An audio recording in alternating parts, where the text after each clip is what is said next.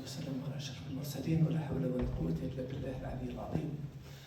اللهم صل وسلم وبارك على سيدنا محمد وعلى آله وصحبه أجمعين وعلى كل من دعا بدعوته واستنى بسنته إلى يوم الدين.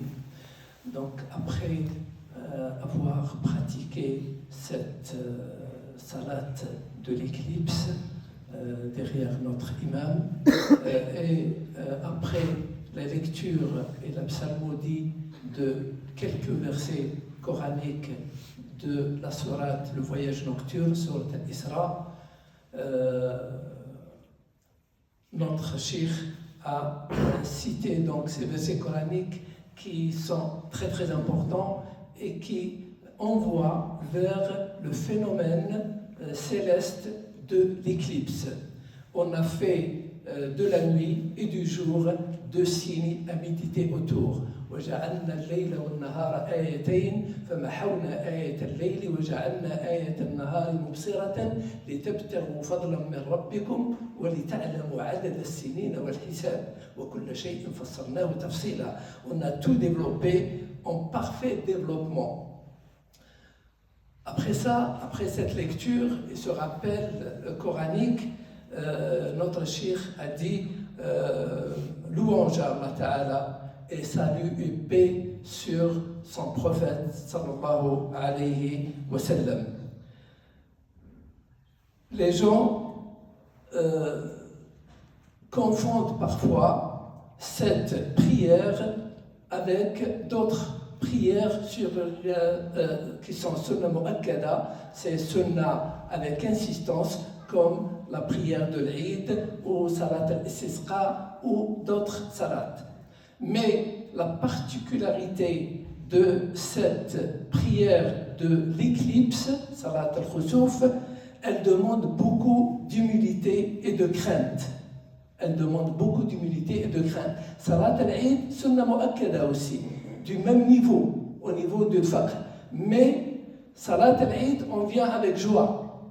Et on montre les signes de joie. Par contre, salat al-khusuf, la prière de l'éclipse, on ne montre pas les signes de joie. On vient avec crainte, avec humilité et avec modestie et avec une élévation spirituelle vers Allah subhanahu wa ta'ala. Parce que Allah ta'ala il dit وَمَا نُرْسِلُ بِالْآيَاتِ إِلَّا تَخْوِيفًا.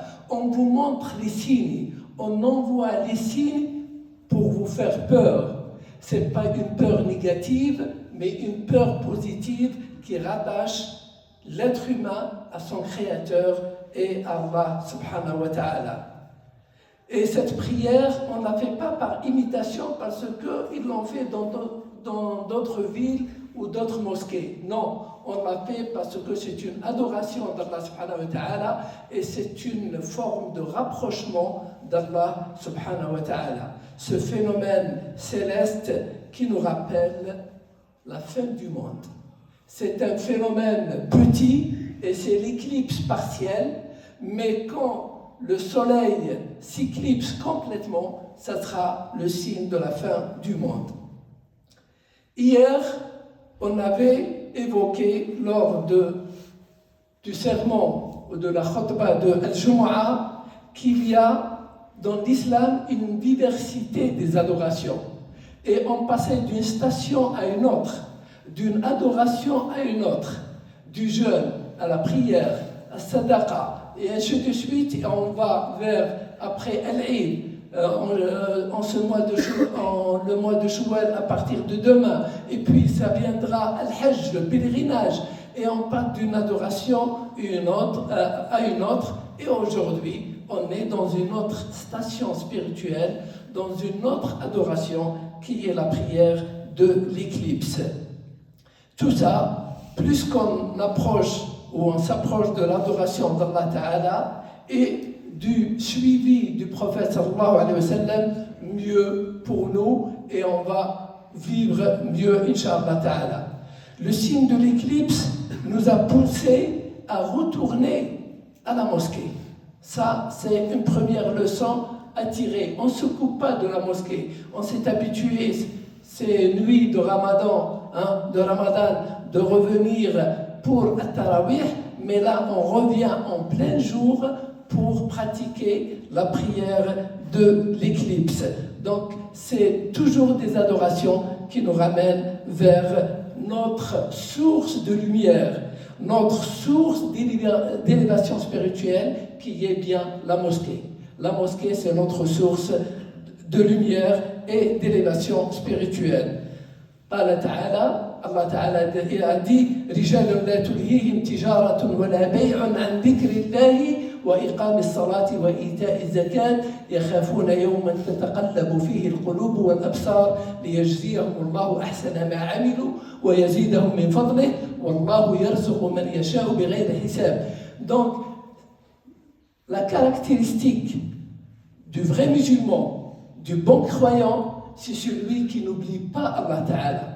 Même s'il est dans un commerce, même s'il est dans une supérette, même s'il est dans un marché, même s'il est à l'aéroport, il va embarquer, ou voilà, dans un endroit là où il y a beaucoup de monde, et les personnes peuvent oublier Allah Ta'ala, le croyant, il est là, en train de réciter Al-Qur'an al-Karim en toute discrétion, il est en train de réviser ce qu'il connaît, ou ce qu'il apprend de Al-Qur'an al-Karim, il est en train de faire le rappel ou d'invoquer Allah Ta'ala, il est là en train d'évoquer Allah Ta'ala, donc il est tout le temps en lien direct et en relation avec Allah Subhanahu wa Ta'ala.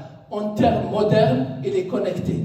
Il est connecté tout le temps avec Allah Subhanahu wa Ta'ala. C'est quoi l'éclipse? Notre cheikh dit, c'est quoi l'éclipse? C'est l'interposition de la lune entre le soleil et la terre. Et ça constitue un halo. Ceux qui ont une application, je me permets, c'est pas dans la traduction, mais je me permets ceux qui ont certaines applications sur les iPhones, ce qu'on était en train de voir tout à l'heure sur nos portables, et moi je l'ai pris en photo, on voit bien un halo qui se constitue autour du soleil, et ça interprète l'interposition de la lune entre le soleil et la terre. On sait qu'il y a plusieurs prières comme celle de la demande de pluie, Salat al-Istisqa, où les gens ils sortent et là, celui qui dirige la prière, c'est pas celui le plus diplômé, c'est pas celui qui connaît le plus le fiqh ou quoi que ce soit, non. Celui qui dirige cette prière de l'istisqa, c'est le plus pieux, le plus proche d'Allah subhanahu wa ta'ala, celui qui n'a pas de problème avec les gens, celui qui est de bon cœur, il a un cœur saint, al-salim, et ainsi de suite. Donc, il y a d'autres critères qui définissent l'imam qui doit diriger cette prière. L'éclipse, donc, c'est la lune qui s'interpose entre le soleil et la terre. Comme il a dit subhanahu wa ta'ala, فَمَحَوْنَا آيَةَ اللَّيْلِ وَجَعَلْنَا آيَةَ النَّهَارِ مُبْصِرَةً لِتَبْتَغُوا فَضْلًا مِنْ رَبِّكُمْ وَلِتَعْلَمُوا عَدَدَ السِّنِينَ وَالْحِسَابَ. Donc c'est un phénomène céleste qu'on ne doit pas se détacher de ça. Il y a des gens qui disent les musulmans ils ne sont pas rationnels. C'est des gens qui croient à des choses qui n'ont pas de rapport avec la rationalité, qui ne travaillent pas leur intellect, qui suivent bêtement des textes ou quoi que ce soit. Au contraire, c'est là où il y a le lien entre un phénomène qui se passe dans le monde, dans le cosmos, et il y a la prière et l'adoration. Au contraire, le musulman, il vit ces moments, et au moment où les gens écoutent des conseils des médias ou des médecins qui leur disent ne regardez pas le soleil, et on voit les gens avec souvent des lunettes spéciales, etc., et on leur dit attention, ça peut abîmer vos yeux. Le musulman et le croyant, il est occupé par la pratique de la prière de l'éclipse. Le phénomène, c'est pas de le regarder, mais de le vivre. Et le vivre, c'est le vivre en priant Allah subhanahu wa ta'ala. Si Notre cheikh a dit, si on savait que ça allait être aujourd'hui l'éclipse, on aurait dû faire un appel hier avant le khutbah de Jumu'ah ou après pour que les gens viennent en masse et ils viennent nombreux pour assister à cette prière souvent oubliée, souvent négligée, souvent ignorée, donc pour la vivre au sein de la mosquée ou à la mosquée. Mais malheureusement, on ne savait pas pour annoncer ça. Le temps de cette prière, à quel moment il faut la faire? Il y a des gens qui pensent, par exemple, l'éclipse, il est à midi, ils se donnent rendez-vous à 10h pour la faire. Non, son temps, il est défini et il commence au moment de l'éclipse. Là où il y a éclipse, là, ça commence éventuellement la prière de ce phénomène céleste. Elle peut se faire individuellement. Une personne, une dame par exemple, elle peut la faire chez elle, mais l'idéal, ce qui est recommandé, c'est qu'elle soit faite en groupe et surtout dans la mosquée. Le prophète sallallahu alayhi wa sallam, il l'a faite dans la mosquée et tellement quand il a vu l'éclipse, il s'est précipité en courant vers la mosquée pour la faire jusqu'à qu'il a fait tomber le par-dessus qu'il avait sur ses épaules. Pour dire un moment de refuge, un moment où d'aller en force vers Allah subhanahu wa ta'ala, vers la mosquée pour pratiquer sa prière ou cette prière et ne pas être parmi les négligents, parmi les insoucieux, parmi les gens qui ne donnent pas importance à ces phénomènes cosmiques. C'est la plus longue prière comme elle a été citée. Elle est longue au niveau c'est la plus longue prière en islam. La station debout, elle est plus longue que d'habitude. L'inclinaison, elle est plus longue que d'habitude. La prosternation, elle est plus longue que d'habitude. Et en plus, par sunnah, l'idéal, c'est de lire Surat al-Baqarah ou Surat, deuxième raka'a, c'est Surat al-Imran et un peu de Surat al-Nisa, mais notre cheikh a dit, c'est pas la même époque, c'est pas la même génération, c'est pas les mêmes personnes. En plus, il nous a dit au début, heureusement qu'il est fatigué aujourd'hui, sinon, ça aurait été, jusqu'à Salat al-Dhuhr. Mais à l'époque du prophète sallallahu alayhi wa sallam, elle se pratiquait comme il se devait. Pourquoi? Parce que même les compagnons, c'est pas notre génération, c'est pas nous, les fragiles. C'était des gens qui vivaient dur, qui faisaient dur, qui pratiquaient dur, et ils étaient bien disciplinés. Mais nous, c'est l'ostéoporose, la faiblesse des os, la faiblesse des jambes, l'esprit qui se balade, qui va ailleurs, etc., etc.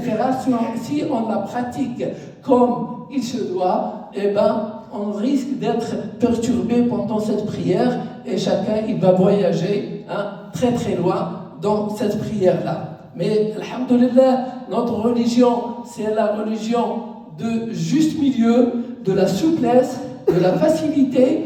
L'important, c'est pas de la pratiquer avec le Baqarah, Surat al-Imran et un peu de Surat al-Nisa, mais de la pratiquer. L'essentiel, de la pratiquer avec le minimum soit-il des versets coraniques.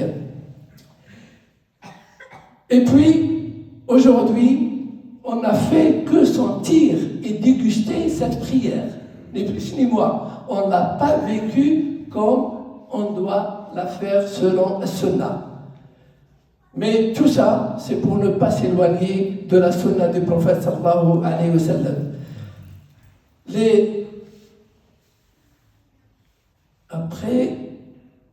Et puis, un élément important, Rasul sallallahu alayhi wa sallam, il tenait compte de la situation des gens, de leur faiblesse. Il allégeait quand il fallait alléger, etc., etc. Et nos imams aussi, ils font, en suivant le prophète sallallahu alayhi wa sallam, ils font de la même chose, de la même pour assouplir dire, et pour faciliter aux gens. Le gain qu'on a gagné aujourd'hui, on ne sort pas perdant aujourd'hui de cette mosquée et en venant ici. Au contraire, c'est tout bénéf. On a tout gagné. Au moins, qu'est-ce qu'on a gagné? Nous sommes revenus à la mosquée. Un premier gain. Ce déplacement, il est coûteux chez Allah subhanahu wa ta'ala. Et on a fait revivre une sunna devenue oubliée ou négligée. Et ça, c'est important. Ça a une grande récompense auprès d'Allah subhanahu wa ta'ala quand quelqu'un fait revivre une sunna qui a été négligée. Se rappeler d'Allah ta'ala à tout moment, ça aussi, c'est un des éléments et des gains qu'on a gagnés aujourd'hui. Et puis, j'ai fait long, désolé, mais tellement il y avait d'enseignements riches, je ne peux pas priver les francophones de ces belles paroles de notre cheikh.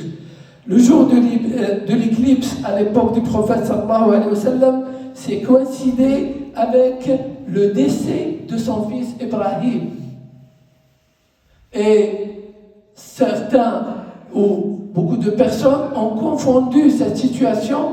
Ils pensaient, comme il se faisait à l'époque pré-islam, que cette prière que le prophète sallallahu alayhi wa sallam l'a faite, il l'a faite parce que c'est à la mémoire de son fils qui vient de décéder. Et là, le prophète sallallahu alayhi wa sallam, c'est, comme il a dit notre cheikh, et ils disent les savants, c'est une des plus grandes preuves de l'authenticité de la prophétie de notre prophète sallallahu alayhi wa sallam.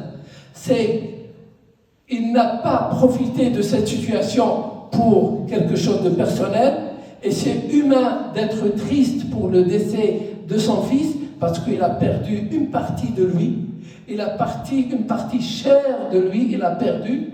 C'est pas simple, mais là, il a agi aussitôt, il a dit, attendez, ne confondons pas les choses. Ne confondons pas les choses, parce que le soleil et la lune sont deux signes d'Allah subhanahu wa ta'ala. Il ne s'éclipse pas pour la mort ou la vie de quelqu'un. La yankasifani li mauti ahadin wala li hayatin. Et quand vous assistez et vous voyez un tel phénomène céleste, ce qu'il faut se précipiter. Il faut se précipiter aux mosquées, il faut se dépêcher en allant aux mosquées pour faire la prière de l'éclipse. Donc ça n'a rien à voir avec le décès du fils du prophète sallallahu alayhi wa sallam, Ibrahim. On est, ce qu'on disait tout à l'heure, on est dans un monde où la logique domine, le rationnel domine, la science domine, et tout le monde parle de ça. Mais les musulmans, en pratiquant ça, au contraire, ils fassent un lien entre le côté scientifique, la logique, l'astronomie, le rationnel avec l'adoration du divin d'Allah subhanahu wa ta'ala. Et parmi les leçons à tirer, c'est que le soleil, il sort de sa nature. Il sort de sa nature, la lune sort de sa nature et elle vient s'interposer entre le soleil et la terre et elle cache le soleil pour dire tout ça, que ce monde, ce cosmos, il a un divin, il a un maître, un seul maître qui décide. C'est lui qui décide quand le soleil apparaît complètement, quand il s'éclipse, quand la lune fait telle chose ou telle chose, la terre fait telle chose ou telle chose. Il y a un seul maître à ce monde, c'est Allah subhanahu wa ta'ala. Et puis, il ne faut pas confondre cette prière, ou pour ne pas confondre avec la prière du vendredi de l'Eid, il a dit, Cheikh, vous avez remarqué aujourd'hui, je ne me suis pas habillé en blanc ou quoi que ce soit pour éviter la confusion. 2, je ne me suis pas mis sur la chair, sur le membre pour éviter la confusion. Mais généralement, il faut faire un petit discours de rappel, de méditation autour de ce phénomène céleste, autour de cette prière qui est Sunnah Mu'akkada. Alhamdulillah alladhi hadana li hada. Louange à Allah Ta'ala qui nous a guidés, qui nous a accompagnés, qui nous a assistés, qui nous a orientés vers lui, vers son adoration, pour se rappeler de lui, pour l'évoquer et l'invoquer en même temps. Surtout que cette prière arrive dans le dernier jour de Ramadan.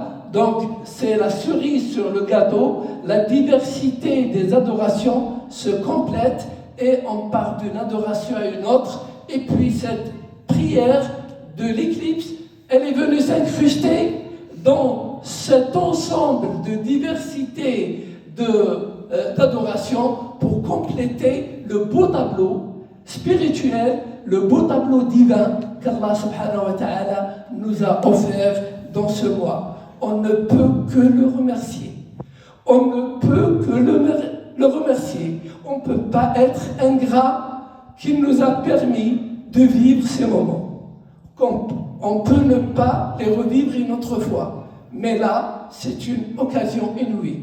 Qu'Allah subhanahu wa ta'ala nous pardonne nos péchés et accepte nos adorations et nous aide à rester sur le chemin de la droiture. Il faut qu'on soit toujours orienté et connecté vers Allah subhanahu wa ta'ala. Si une personne de la mosquée vous a envoyé un message par WhatsApp pour dire venez qu'on fasse cette prière dans la mosquée, il y a le sens figuré et le sens propre dans la langue française. Mais là, l'équivalent du sens propre, c'est le message qui vient de telle personne.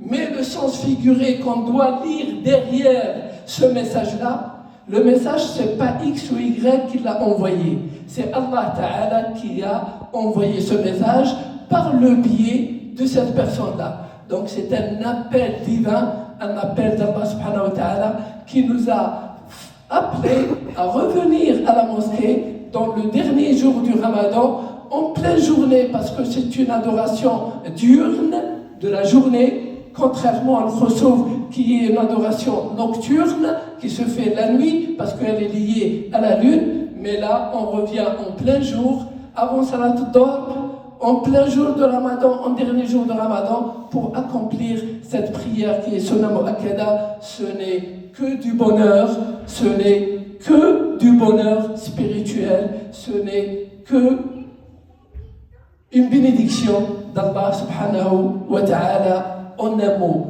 Quand on a ce type d'appel, on doit rappeler ou on doit répondre par un avis favorable. Et on doit se déplacer, comme il a dit subhanahu wa ta'ala, istajibu lillahi wa lirrasuli idha da'akum lima yuhyikum. Répondez à l'appel d'Allah subhanahu wa ta'ala qui vous appelle pour faire revivre votre foi, faire revivre votre cœur, vous faire revivre spirituellement.